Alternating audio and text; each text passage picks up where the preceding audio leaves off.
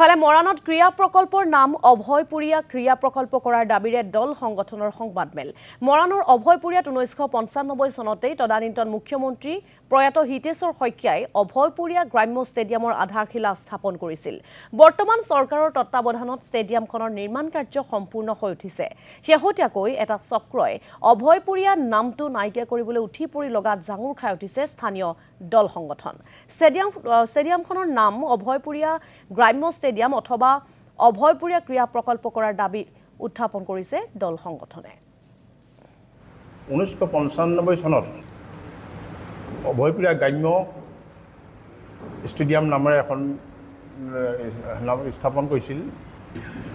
যোৱা 2015 চনত তৰুণ গগৈয়ে আধাৰশিলা কৰা এই প্ৰকল্পটো বৰ্তমান সম্পূৰ্ণ হৈ উঠিছে। কিন্তু যোৱা মৰাণ ক্ৰীড়া সন্থাই 23 চনৰ পৰা কিন্তু যোৱা বছৰৰ পৰা আমি লাহেকৈ পৰিলক্ষিত যে একাংশ সংবাদ মাধ্যমত মৰাণ স্পৰ্টছ কমপ্লেক্স নামেৰে নামকৰণ কৰা দেখা গৈছে। এই বছৰো আমি দেখিবলৈ পাইছোঁ অনুষ্ঠিত হোৱা সংবাদ মাধ্যমসমূহত মৰাণ স্পৰ্টছ কমপ্লেক্স। অভয়পুৰীয়া হৈছে এটা ঐতিহাসিক যোৱা বিগত আহোম ৰাজতন্ত্ৰত অৱদান থকা এটা বিশেষ গোট, আৰু তেওঁলোকৰ নামটো ঘপককৈ আঁতৰাই দিয়াত আমি বৃহত্তৰ ফটিকাচোৱা গাঁওবাসীৰ লগতে সমগ্ৰ আশী সমাজে মৰ্মাহত হৈছোঁ। গতিকে আমি